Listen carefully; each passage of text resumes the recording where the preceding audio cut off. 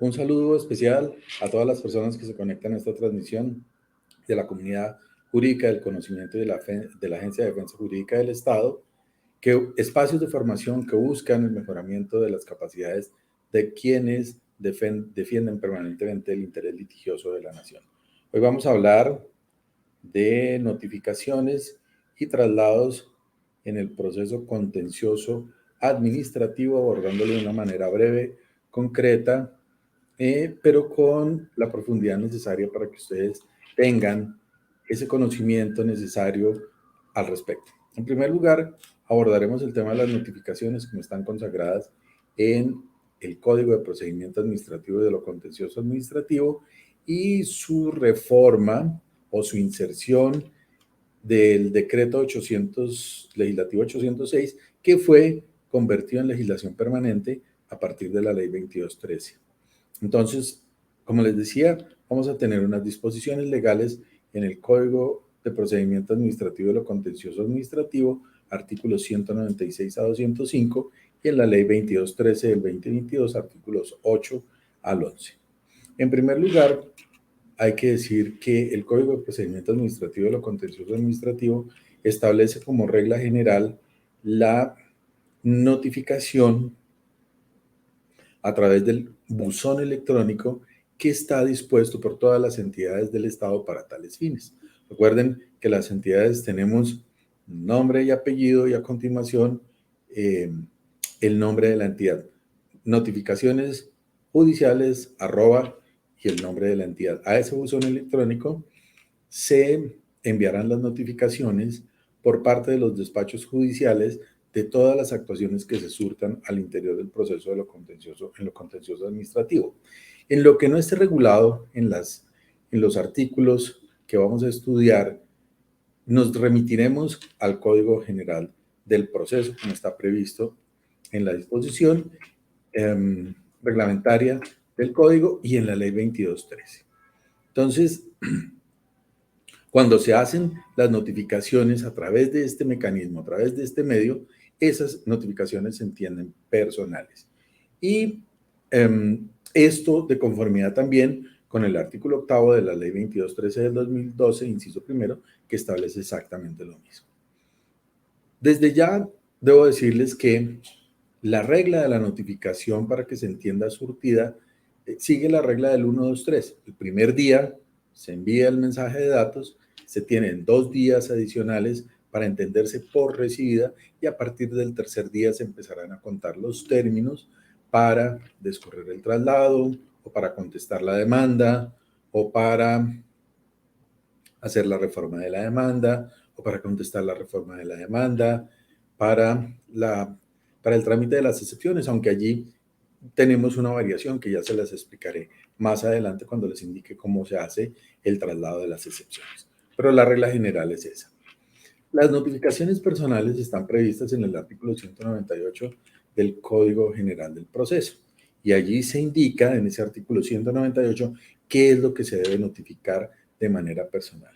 En primer lugar, al demandado debe notificarse el auto admisorio de la demanda. ¿Y por qué solamente el auto admisorio de la demanda? Porque al momento de ser presentada la demanda ante la jurisdicción de lo contencioso administrativo, se allegó copia de la misma al buzón electrónico de la parte demandada. Si es un particular que demanda a una entidad pública, al momento de radicar la demanda, debió haber enviado copia de esa demanda al buzón electrónico. Si es una entidad pública la que demanda a un particular, la entidad pública debió haber enviado al correo electrónico de ese particular, sea un particular que desarrolla una actividad a través de un contrato de prestación de servicios, sea un contratista público de obra pública que construye una vía o que construye un colegio, tendrán un correo electrónico a donde se les va a enviar esa notificación y la notificación se surtirá de la misma forma. Entonces, por eso siempre que enviamos la demanda, la enviamos con anexos y la enviamos con copia al demandado. Entonces, el juez solamente notifica el auto admisorio de la demanda, indicándole a la parte que se ha producido esa actividad y que la demanda fue debidamente aceptada luego de haber estudiado los requisitos que están contenidos en el Código de Procedimiento Administrativo de lo Contencioso Administrativo y que consecuentemente se procede a continuar con el trámite de la demanda. ¿Qué más se notifica de manera personal? Se notifica de la primera providencia que afecte los intereses de terceros. ¿Cuáles son los terceros? El garante, los litisconsortes, bien sean necesarios o facultativos, si es que hay que notificarlos, y aquellas otras personas o aquellas otras entidades que deban intervenir dentro de ese proceso. Entonces, terceros de la primera providencia que se dicte respecto de ellos. Al Ministerio Público del auto admisorio de la demanda, porque el Ministerio Público no ha conocido la demanda, aunque en algunos procesos se tiene como requisito de procedibilidad la conciliación.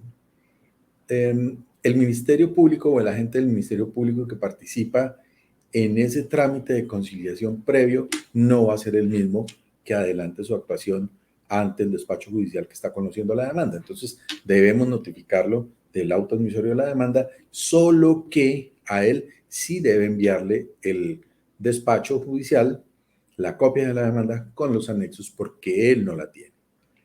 Debemos notificar también al Ministerio Público del auto admisorio del recurso de segunda instancia o del recurso extraordinario en cuanto no actúe como demandante o como demandado y se surtirá de la misma forma.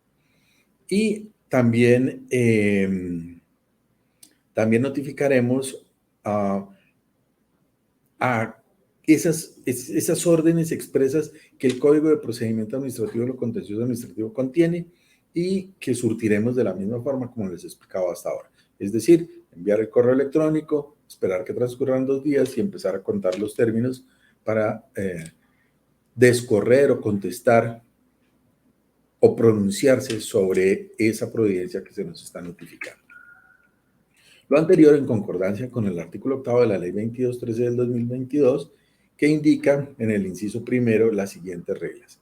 Las notificaciones deben ser personales, podrán realizarse mediante el envío de la providencia a la dirección electrónica, no será necesaria la citación previa o aviso físico o virtual, y en cuanto a los anexos deberán enviarse por el mismo medio. Entonces, en el caso del Ministerio Público, se enviarán, o si existe algún link, se le envía el link al Ministerio Público para que él consulte los anexos allí. Recuerden que ya estamos en un proceso de digitalización de los expedientes, pero además vamos en la búsqueda de un expediente digital, de un expediente electrónico que es diferente a la digitalización de las piezas procesales que van a constituir ese proceso judicial que se viene adelantando. La notificación personal del auto admisorio y del mandamiento ejecutivo a entidades públicas, al Ministerio Público y a las personas privadas que ejerzan funciones públicas y a los particulares, contenida en el artículo 199. Y aquí hacemos un paréntesis. Se notifica el mandamiento ejecutivo. Anteriormente la norma decía que se notificaba el mandamiento de pago. Lo que pasa es que es una diferenciación en cuanto hace referencia a que el mandamiento ejecutivo puede contener una orden de pago o puede contener una orden de hacer algo o de abstenerse de hacer algo. Entonces, por eso se hizo la modificación en el Código de Procedimiento Administrativo, lo contencioso administrativo, y se indica que se debe notificar el mandamiento ejecutivo a esas entidades públicas, al Ministerio Público o a las personas privadas que ejerzan funciones públicas y a los particulares que hayan sido demandados por las entidades estatales. Debe notificarse personalmente a sus representantes legales y al Ministerio Público, a los particulares al canal digital o en el indicado en el registro mercantil si ellos están obligados. Si es una persona jurídica, en el folio de existencia y representación de la Cámara de Comercio debe tener seguramente un ítem en donde indicará canal de notificaciones judiciales. Y a ese correo debemos enviarle la copia de las piezas procesales o de los autos que estén ordenados remitir por esa vía a esas personas. ¿Qué requisitos debe contener esa providencia que se notifica o ese correo electrónico que se está enviando? Debe indicar cuál es la notificación que se está haciendo. Debe decir claramente que la notificación que se está realizando es o el auto admisorio de la demanda, o que se está corriendo traslado de las excepciones, o que se está corriendo traslado del dictamen pericial, o que estamos corriendo traslado de alguna prueba, etc. Entonces, debe indicar cuál es la providencia que se está notificando. Debe insertarse la copia electrónica de la providencia que se va a notificar, con la firma electrónica del juez o magistrado de ese despacho. Al Ministerio Público se le debe anexar copia de la demanda y de sus anexos, y se presume que el destinatario ha recibido la notificación cuando el iniciador recepcione, acuse de recibo o se pueda constatar por otro medio el acceso al mensaje electrónico por parte del destinatario. Los correos electrónicos que utilizamos normalmente seguramente no nos permiten ver de manera clara si quien recibe el correo electrónico ha realizado esta labor. Sin embargo, pues hay operadores del servicio de correo electrónico en donde le permiten a usted que quien abre el correo, una vez abre el correo electrónico, automáticamente se reciba un mensaje indicando que lo abrió, o hay otras aplicaciones en donde en la parte inferior del correo electrónico de la pantalla aparecen unos punticos, allí uno le da un clic y se despliega una pantalla en donde se revisa un ítem que dice mensaje original, y allí le aparece la cadena de actuaciones que se han realizado frente a ese mensaje electrónico que se está enviando. Y el secretario hará constar de ese hecho en el expediente, o indicando que se remitió el correo a través de tal plataforma y que fue recibido oportunamente por la parte destinataria de esa, providencia, de los efectos de esa providencia. El traslado de los términos en que se ordena la notificación, o se entiende por surtida la notificación, como les decía, empiezan a contabilizarse 2 días hábiles siguientes al envío del mensaje, y el término se empezará a contar a partir del día siguiente, es decir, a partir del tercer día. Por eso les decía la regla del 1, 2, 3. 1, enviamos el correo electrónico, 2 días para entender lo recibido, y el tercer día para empezar o iniciar la contabilidad de los términos que va a tener esa parte para responder o para pronunciarse sobre esa providencia. El decreto 1069 del 2015, que rige a la Agencia Nacional de Defensa Jurídica del Estado, que insertó el 4085 del 2011, dice que en los procesos que se tramiten ante cualquier jurisdicción en donde estén involucrados los intereses litigiosos de la nación, en los términos del artículo 2 del decreto ley 4085-2011, deberá remitirse copia electrónica del auto admisorio o mandamiento ejecutivo en conjunto con la demanda y sus anexos al buzón del correo electrónico de la Agencia Nacional de Defensa Jurídica del Estado, para que ésta decida si participa o no participa en ese proceso como un tercero que va a defender o que va a apoyar la defensa de los intereses litigiosos de la nación. Aquí la norma dice o refiere a los intereses litigiosos de la nación. Digamos que había una cierta dificultad frente a ello, pero luego de un concepto de la Sala de Consulta y Servicio Civil que ha sido emitido recientemente, vemos que las cosas van a cambiar un poco, y pues esperamos que una vez se levante la reserva del mismo, darles a conocer el contenido de esa disposición para que las entidades territoriales conozcan qué ha dicho el Consejo de Estado al respecto. Esto está en concordancia, como les decía, con el Decreto Único Reglamentario del 1069 del 2015.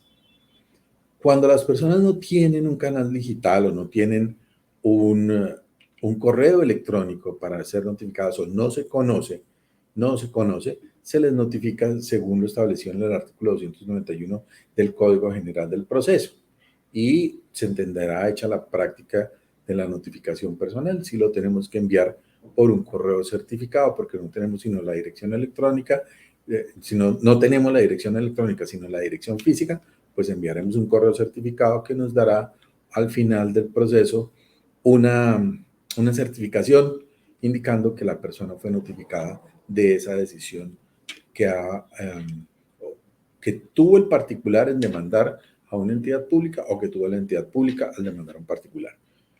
Pero debemos surtirlo si no tenemos o no conocemos algún canal digital.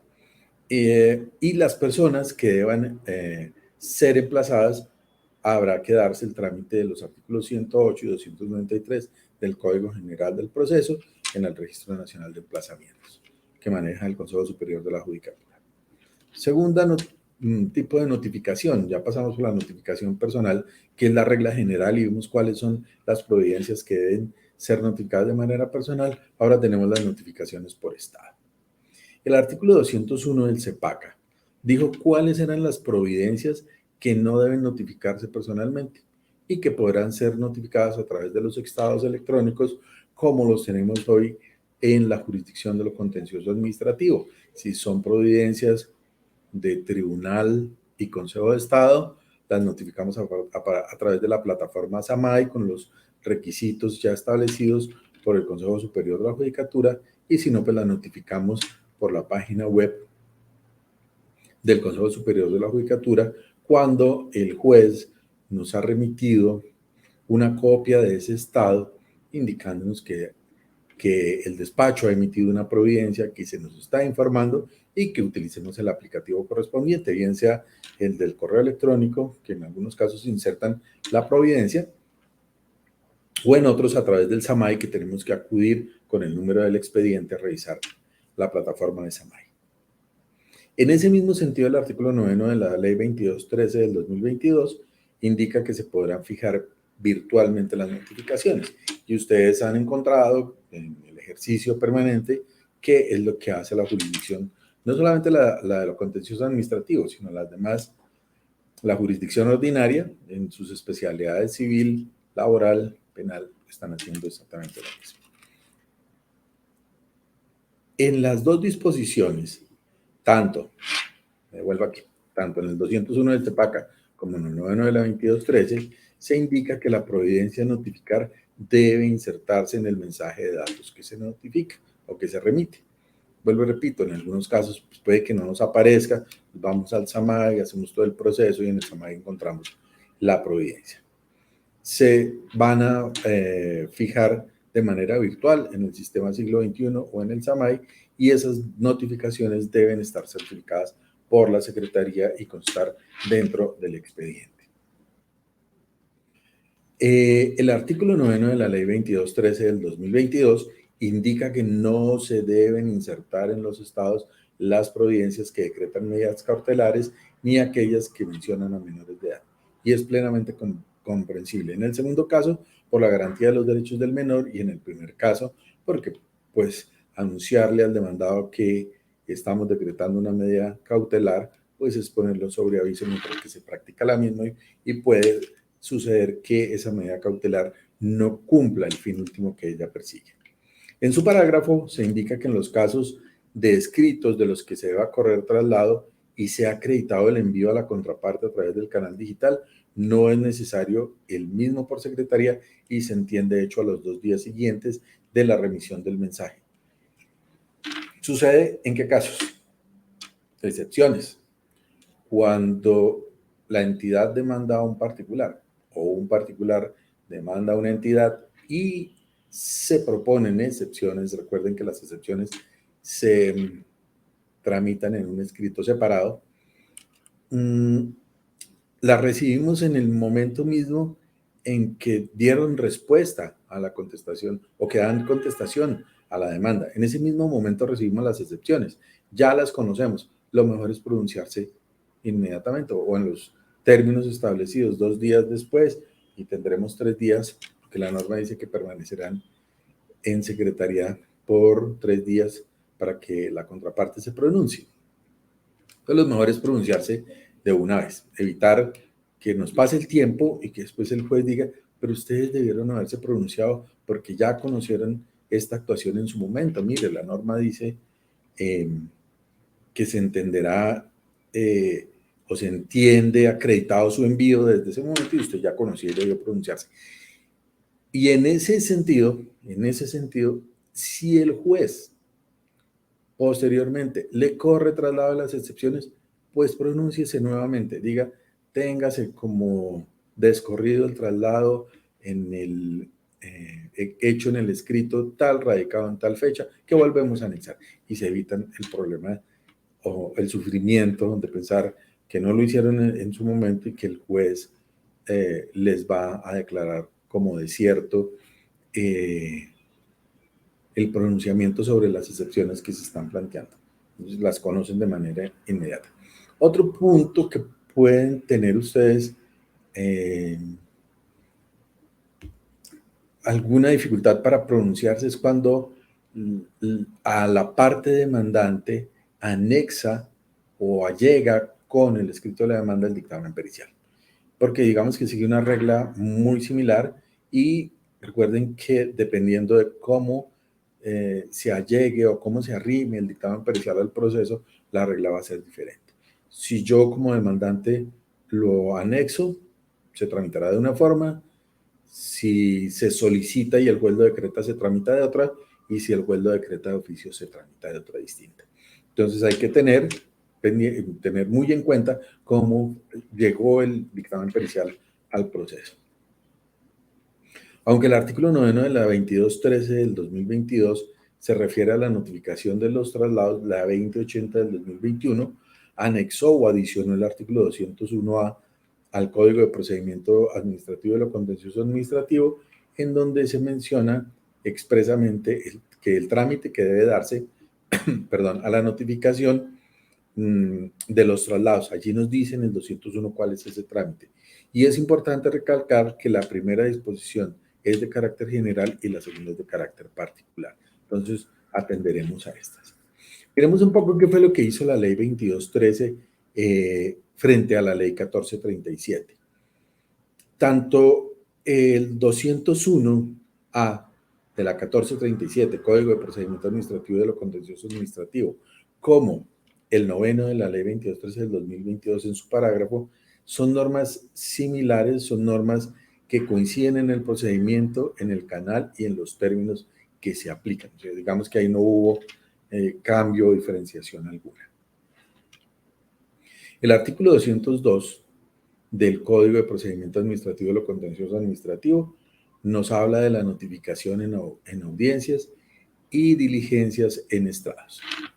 Entonces, aquí un paréntesis y una recomendación. Cuando uno va a la audiencia, cuando uno está en la audiencia, debe ir lo suficientemente preparado para responder o para descorrer esa notificación que se le está haciendo en estrados.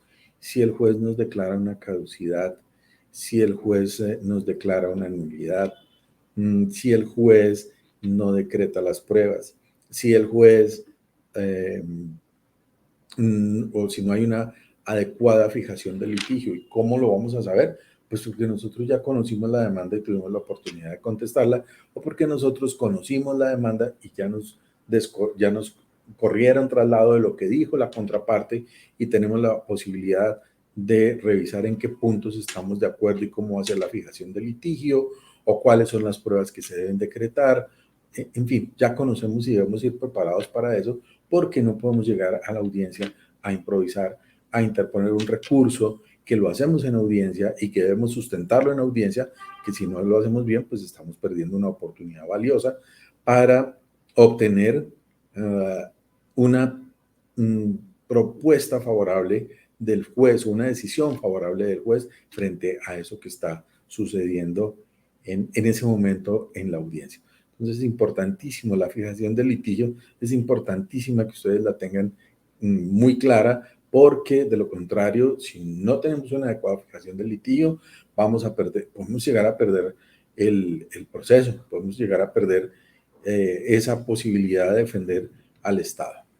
Y cuando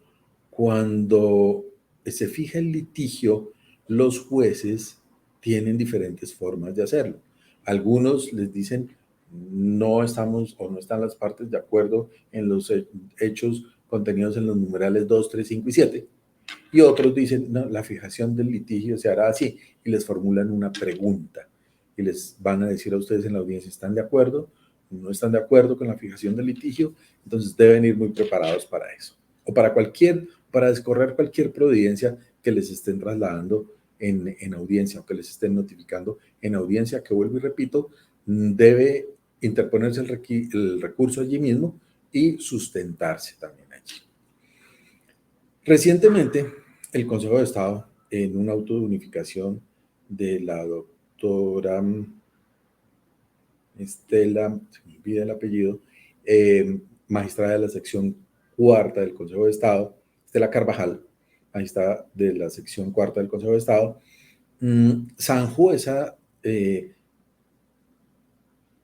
disposición esas dos disposiciones que eventualmente presentaban una contradicción al interior del Código de Procedimiento Administrativo de lo Contencioso Administrativo en cuanto a la notificación de sentencias. El 203 del CEPACA decía una cosa, el 205 decía otra. El Consejo de Estado en este auto de unificación de la Sala Plena 2013-00375 del 2022 se pronunció al respecto de la forma de notificación de las sentencias. Entonces, ¿qué dijo? Que las notificaciones de sentencias debe hacerse dentro de los 3 días siguientes a la fecha de que se ha emitido la misma, mediante envío de mensaje de datos al buzón de correo electrónico. En caso de no ser viable lo anterior, se hará mediante dicto y una vez se firme se informará al interesado. Y se dijo o se siguió o se adoptó la misma regla que les he venido indicando aquí, el 1, 2, 3, un día para el envío del mensaje de datos, 2 días para entenderse recibida y a partir del tercer día se empezarán a contar los términos si es que se va a presentar el recurso de apelación contra la sentencia, porque es una sentencia de primera instancia, o si es que se piensa presentar un recurso de revisión si se trata de una sentencia de única instancia o una sentencia ya de segunda instancia que pone fin al proceso. Como los despachos judiciales deben colaborar armónicamente, deben procurar por una adecuada administración de justicia, pero además de ello debe garantizarse la tutela judicial efectiva y el acceso a la administración de justicia. Ellos están obligados a asistir a los usuarios en el uso de las herramientas tecnológicas que existen en las oficinas de consulta de las actuaciones. Si la persona va al despacho judicial y le pide que le enseñe a manejar el SAMAI o que le enseñe cómo ubicar las providencias, pues ellos están en la obligación de hacerlo. A su vez, el artículo 11 de la ley 2213 del 2022 indica que todas las actuaciones deben realizarse a través del medio técnico disponible en concordancia con el 111 del Código General del Proceso. Entonces, si lo vamos a tener que notificar a través de el WhatsApp, no tenemos más, pues verifiquemos que eso sea así, que se garantice que se está materializando la justicia y que se le está dando el acceso debido a la administración de justicia a las partes dentro del proceso. Estas deben ser emitidas por los secretarios o funcionarios del despacho de las partes y se presumirán auténticos los envíos. El Decreto Legislativo 806 de 2020 sufrió algunas modificaciones con la Ley 2213 del 2022. En ella se dijo o se incluye que los términos únicamente empezarán a correr cuando el iniciador recepcione, acuse de recibo o se pueda constatar el acceso del destinatario al mensaje, tal y como lo había dispuesto la Corte Constitucional en la sentencia de constitucionalidad C420 del 2020, que hizo el control constitucional del decreto legislativo 806. La 2213 incluyó este parágrafo, en este artículo incluye este parágrafo en donde se indica que se puede hacer uso del servicio de correo electrónico postal certificado y los servicios postales electrónicos definidos por la Unión Postal Universal UPU con cargo a la franquicia postal. Entonces, vamos a certificarlo y hacemos uso de esos correos postales electrónicos. Hoy hay muchas empresas también que prestan este tipo de servicio y le entregan a usted la información completa de cómo fue el trámite que se realizó o por la empresa prestadora del correo electrónico, pero además qué hizo quien recepcionó el correo, a qué hora lo abrió, a qué hora lo leyó, cómo lo leyó, etcétera. Si lo leyó, porque puede que haya abierto el mensaje y no lo lea, pero él le va a indicar cómo lo hace. El artículo 9 del decreto legislativo 806 sufrió una variación en el artículo 9 de la ley 2213 del 2022 y adicionó el término, o dice allí que el término empezará a contarse cuando el iniciador recepcione, acuse de recibo o pueda por otro medio constatar el acceso al destinatario del mensaje, como lo indicaba atrás. El artículo 10 no sufrió modificaciones, el artículo 11 del decreto legislativo no sufre modificaciones, el artículo 12 se elimina, el artículo 12 se elimina del decreto legislativo 806 respecto del CEPACA, porque la 2080 hizo una modificación frente a ello, por eso no se incluye ese artículo. Ahora miremos cómo se van a dar los traslados en la jurisdicción de lo contencioso administrativo, en el proceso ordinario al interior de la jurisdicción de lo contencioso administrativo. Les decía que el 201 del CEPA, 201A del CEPACA, que es un artículo nuevo, indica que los traslados deben hacerse de la misma forma en que se fijan los estados. La norma es clara, indicando que cuando una de las partes le certifica al juez que ha remitido a través de un canal digital un documento del cual deba correrse traslado, se prescinde de hacer traslado por secretaría, lo cual corresponde a la norma de la ley 2213 del 2020 que se citó antes. Y es que si yo le envío a mi contraparte el escrito con las excepciones, el escrito con el dictamen pericial, el escrito mediante el cual remito la reforma de la demanda. Entonces, simplemente entenderemos que no debemos dar traslado por secretaría, sino que lo entendemos hecho desde el momento en que se envía el mensaje y la contraparte debe dar respuesta a ello de manera inmediata.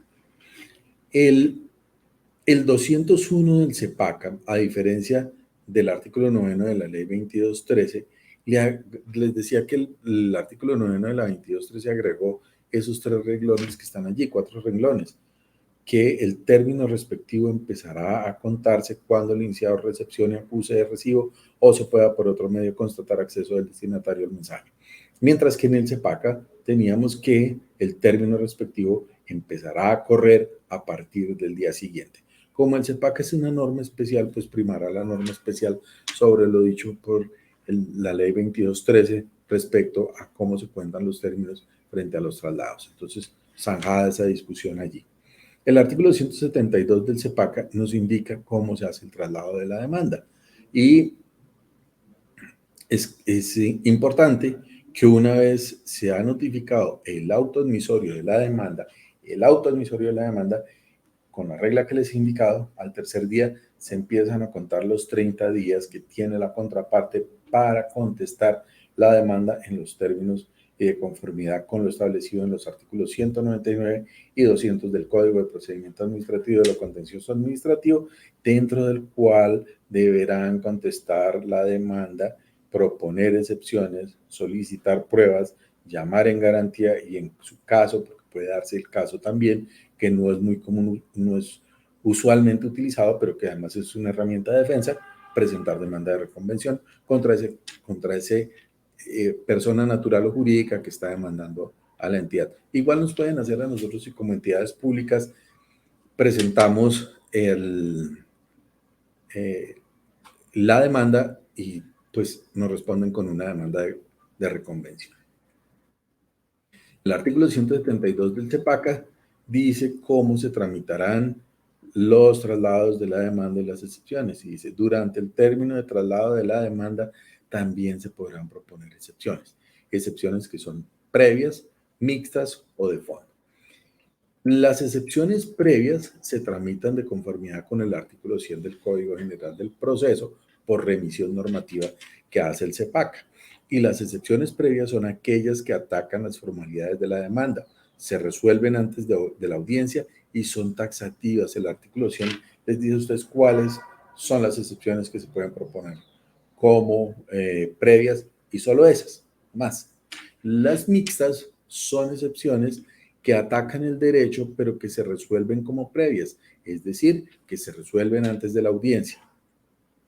¿Cuáles son? Cosa juzgada, caducidad, prescripción, conciliación, transacción, falta de legitimación en la causa manifiesta y se van a resolver si no hay más que hacer en sentencia anticipada de conformidad con lo establecido en el artículo 182A del CEPACA, si es que alguna de ellas prospera, porque pues si no prospera simplemente se dirá que no hay lugar a declarar ni la cosa juzgada, ni la caducidad, ni la prescripción.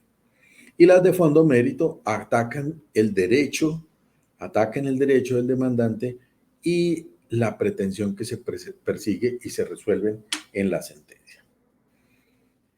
Las previas, ¿cuáles son? Falta de jurisdicción o competencia. Jurisdicción, cuantía, materia, territorio.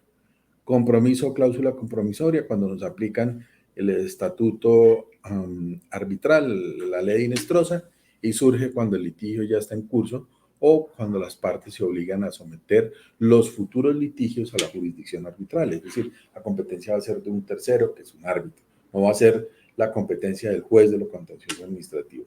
Inexistencia del demandado o del demandante, no cumple los requisitos de capacidad por activa, incapacidad o indebida representación del demandante o del demandado, no se está representando por quien legalmente debe hacerlo, artículo 159 del CEPACA, artículo 54 del Código General del Proceso y la indicación del artículo 5 de la Ley 2213 sobre el otorgamiento de los poderes. Ineptitud de la demanda por falta de requisitos formales o por indebida acumulación de pretensiones, artículo 162 del CEPACA, que nos indica cuáles son los requisitos de la demanda, por ejemplo, la conciliación previa o el agotamiento de los recursos, etc. La indebida acumulación de pretensiones, el artículo 165 del CEPACA nos dice que para que proceda debe existir entre estas nexos, bien porque provengan de la misma causa o tengan relación de dependencia unas y otras. Otra excepción, no haberse presentado prueba de la calidad en que se actúa el demandante o se cita el demandado cuando hubiere lugar a ello. El tío de los niños que los representa sin tener la capacidad para representarlos, por ejemplo. Puede ser. El artículo 163 del CEPACA dice, no va a llegar prueba de la representación legal de una empresa, el certificado de existencia y representación, el registro civil, el certificado de tradición y libertad, que permitan acreditar esa condición. Habérsele dado trámite de un proceso diferente al que corresponde. Le dimos un trámite de un proceso ejecutivo a un medio de control de reparación directa, por ejemplo. No sucede, pero puede pasar. Se tramita de una forma diferente. Pleito pendiente entre las mismas partes sobre el mismo asunto. Falta de integración del litisconsorcio necesario. Esto suele suceder mucho cuando se demandan, por ejemplo, en demandas de reparación a la entidad pública y al consorcio que está ejecutando la obra. No lo demandaron, no lo incluyeron porque en la demanda dice uno de los requisitos para demandar al litisconsorcio es que se allegue copia del documento de creación del consorcio o de la unión temporal y generalmente no lo tienen, entonces no lo demandan y al no demandarlo, pues la excepción sería falta de integración del litisconsorcio necesaria.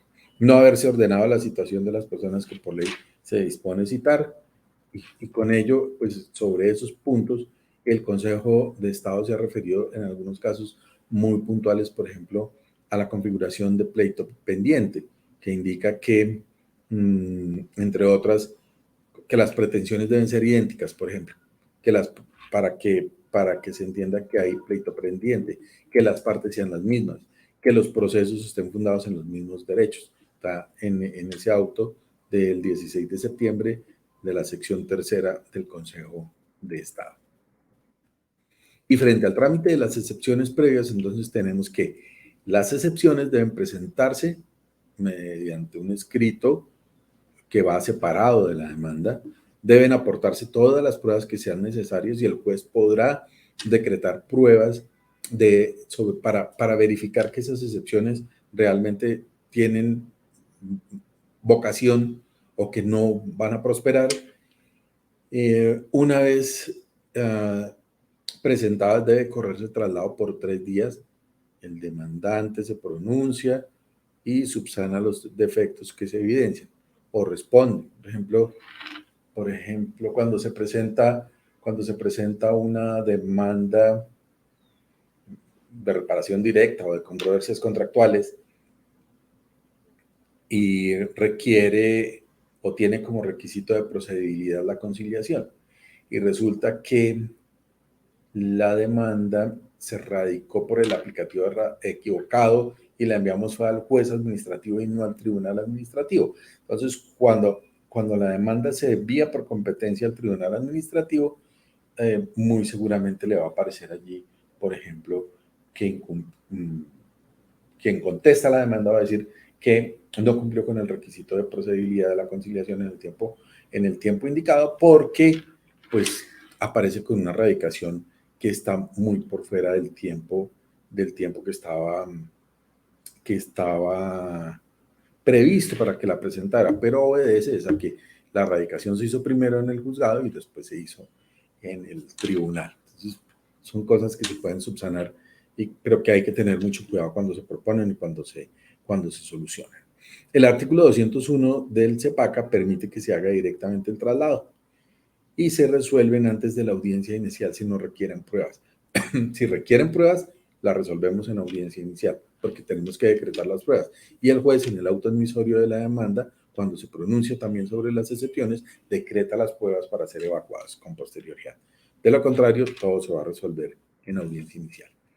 El Consejo de Estado ha dicho que esas excepciones se tramitan de conformidad con las reglas del Código General del Proceso, que son las que siguen a continuación. Que se formulen por escrito separado, se corre traslado de las mismas por el término de 3 días, que se cuentan luego de un día en la fijación en lista. Recuerden que se las están dando a conocer con la contestación de la demanda. El término antes señalado del demandante puede oponerse a las excepciones y o subsanar los defectos anotados. Si el juez no decreta pruebas para la resolución de las excepciones previas, salvo para resolverlas de falta de competencia por domicilio de la persona natural, falta de competencia por el lugar de los hechos o falta de conformación del litisconsorcio necesario, y se podrán practicar con esas pruebas hasta 2 testimonios si es que así se requiere. Se deciden antes de la audiencia inicial las excepciones que no requieren práctica de pruebas y cuando se requiera práctica de pruebas, el juez citará la audiencia inicial, dictará o decretará aquellas pruebas que considere necesarias, como les decía, en el auto admisorio de la demanda o en el auto de citación a la audiencia, perdón, y ellas o estas se practicarán y se resolverán las excepciones que se han planteado conforme a lo que esté probado en las pruebas que fueron decretadas. Si alguna excepción prospera y que con ella se impida la continuidad del trámite procesal, que no pueda ser subsanada o que no haya sido oportunamente subsanada, se declara por terminada la actuación y se ordena devolver la demanda. Y la providencia que la resuelve es apelable o suplicable según el caso. Eso es lo que ha dicho el Consejo de Estado. Habríamos que mirar las reglas de la apelación y las reglas del recurso de súplica en el Código de Procedimiento Administrativo de lo Contencioso Administrativo. El Consejo de Estado además ha dicho que el establecer que las excepciones previas y mixtas en la jurisdicción deban resolverse bajo las anteriores pautas, quiere decir que aquellas partes o los sujetos procesales deben procurar que el asunto sea materia de análisis y resolución en audiencia inicial salvo que se requiera decreto de pruebas para evitar situaciones que se presenten más adelante como una nulidad o una inepta demanda por parte del juez. Entonces hay que estar muy atentos. De aquí en adelante hacía referencia la providencia del Consejo de Estado a las disposiciones contenidas en el decreto legislativo 806 y es un auto que declara de oficio la excepción de cosa juzgada, un auto del Consejo de Estado, donde allí tienen ustedes el número del radicado. Sobre estos parámetros, entonces, hemos visto cómo se hacen las notificaciones, cómo se hacen los traslados, cómo se cuentan los términos, y pues hay que estar muy atentos a estas situaciones porque de no hacerlo, no vamos a poder hacer una defensa adecuada. Vuelvo y repito, como lo dije al inicio, si no estamos atentos, por ejemplo, de la fijación del litigio, si no estamos atentos del decreto de la práctica de pruebas, si no estamos atentos al pronunciamiento sobre las excepciones, si no estamos atentos a la contestación de la demanda, si no estamos atentos a la demanda de reconvención, es decir, si no somos conscientes de la tarea que estamos realizando, pues podemos perder una oportunidad valiosa de defensa de los intereses litigiosos de la nación. Y aquí hay una cosa adicional que quiero recalcar, y es que los servidores públicos que defienden al Estado tienen unas sanciones distintas de conformidad con el Código Disciplinario de los Abogados, la Ley 1123 del 2007, que pues nos sancionan de una manera más fuerte porque nosotros debemos tener una mayor diligencia. No que los otros no lo hagan, sino que nosotros debemos estar mucho más atentos porque lo que estamos es defendiendo el patrimonio público. Entonces, la invitación es a que sean muy diligentes, a que estén muy atentos de sus actuaciones y a que la defensa del interés litigioso de la nación se haga de la mejor manera. No me resta más que agradecerles la participación en este espacio e invitarlos a que en las próximas espacios de formación o en las próximas clases que se hagan participen de manera activa.